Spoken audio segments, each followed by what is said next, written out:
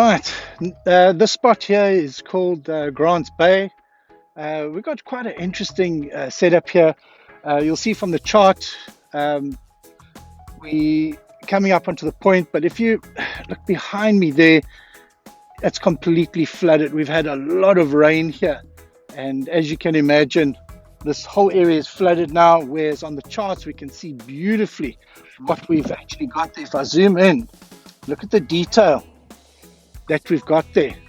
And then of course we've got other tools, we've got all the photographs that we can view. But what we are doing today, going over a big piece of weed there.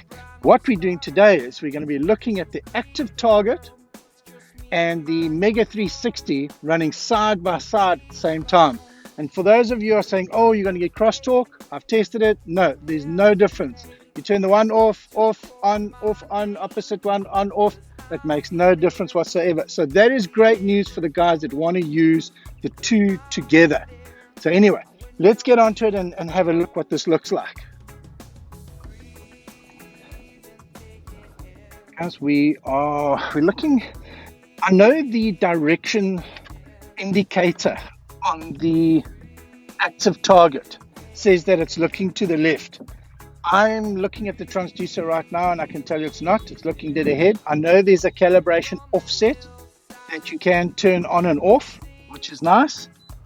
But I'll tell you, it changes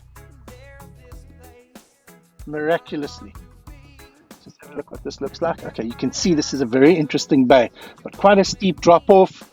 So yeah, and guys, for the Nando charts, there's 4,000 of these photographs all around the dam. So you've got a sandy sort of drop off here.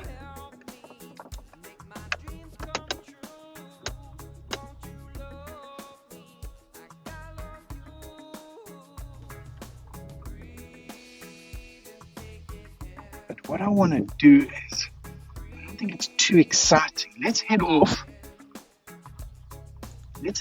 to, there's some beautiful rocks out in the channel here.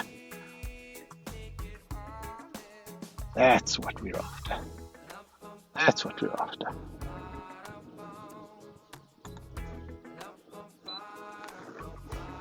Now we're talking.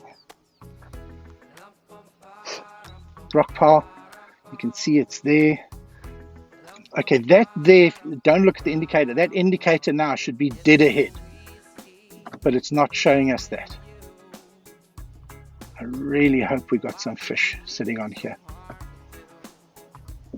That would be just first prize if we see some fish swimming around these rocks. These rocks generally do have some very small bass. I'm talking about little 200 gram, 300 gram jobbies. And they would really help me out right now if they could just come along and say hi in the video, just to show you what the technology can do with the two freak. There they are. Can you see them? There they come. There they come. Hello, boys. There they come. They're coming to have a little look. Okay, they're in amongst the rocks now. They're obviously a little bit scared of us. Here they're swimming over the rocks. Can you see that movement over there? I'm going to back us up a little bit. You might see them better.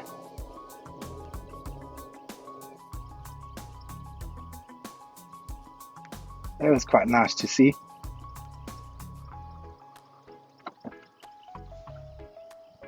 There they, yeah, to the left. A little bit of movement there to the left. Shame this school has obviously been thinned out. I think the bigger fish have moved in here every now and again and had a little bit of a snack. Let's see if we can turn it a bit. Where are these guys sitting?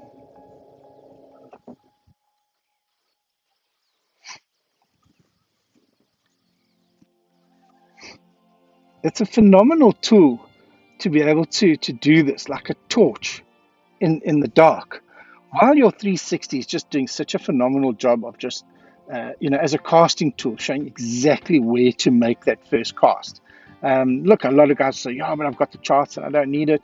Right now, it's all working 100%. But I can tell you, if your GPS and your EPE, your estimated position area, starts fluctuating due to cloud cover, due to storms, due to military maneuvers in the Middle East, or whatever the case might be, you could be all over the place. You could be 20 foot out, you could be 30 foot out, you could be 50 meters out. I've had that before.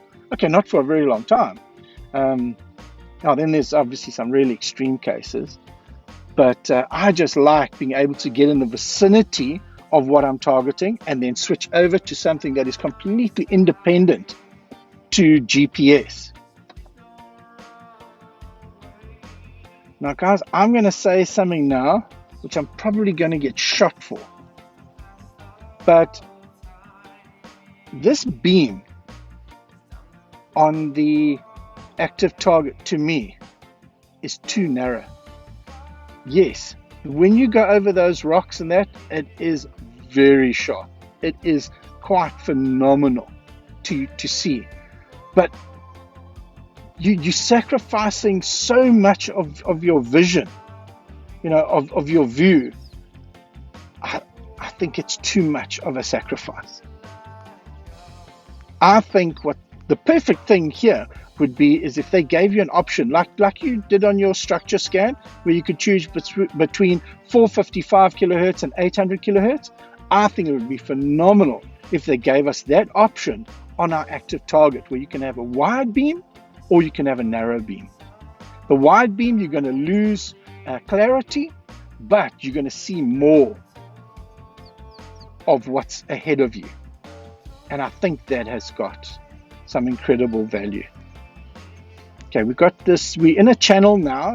It's a really slushy, soft bottom channel. So the sonar will become extremely weak. And then we're going to roll up onto the other side, which has got some rock again.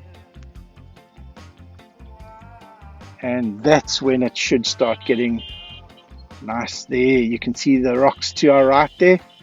You see, let's turn that way. I'm going to turn the boat. There we go. Then I'm going to turn the transducer. There it is there.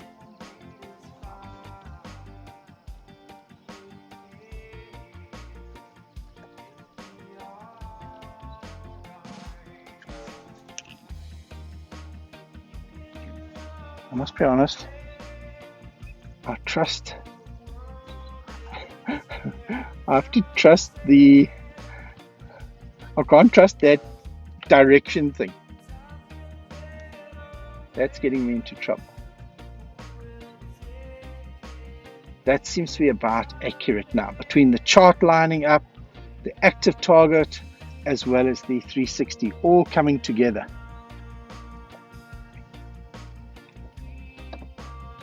This is also another spot. There's bigger fish here, especially if you can find this little stump. There's a tiny little stump in amongst all this rock here, which we're coming up to now. And there's usually a slightly better fish hanging out there. I can see my 0.1 is slightly out. I've been using the blue arrow as my guide to where the boat's pointing, but it's not. It's actually the maroon one. You've got to take your course over ground when you're moving this slow, especially if you're crabbing like what we are now, because I've got a trolling motor out to the side here. But guys, I think what we're looking at now is sort of the best of all worlds, where you've got your live. Unfortunately, man, I just wish there was some fish. A big shoal of fish would come swim past here now. But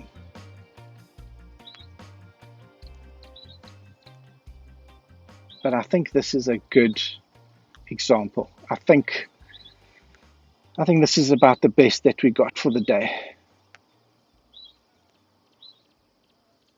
To sort of show the difference between the two technologies. The only thing that would have been first prize is if a whole bunch of fish had to just come past us now and have a little swim.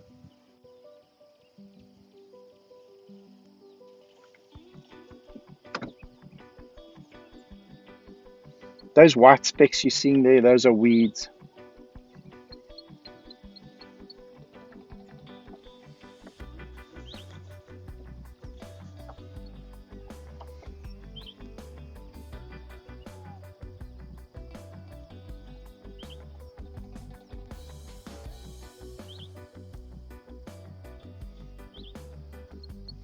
Right, guys, I think for our first time on the water with the ActiveTarget,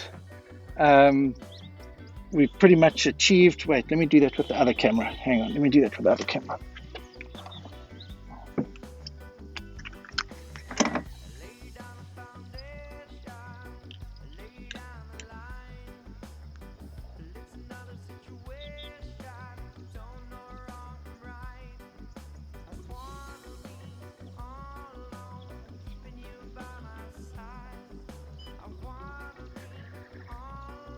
That's it, guys. I think we've pretty much achieved what I set out to do this morning, which is a first look at the ActiveTarget. Obviously, I've used the live scope, the Garmin live scope for some time. I've used the Mega 360 for some time. I like both.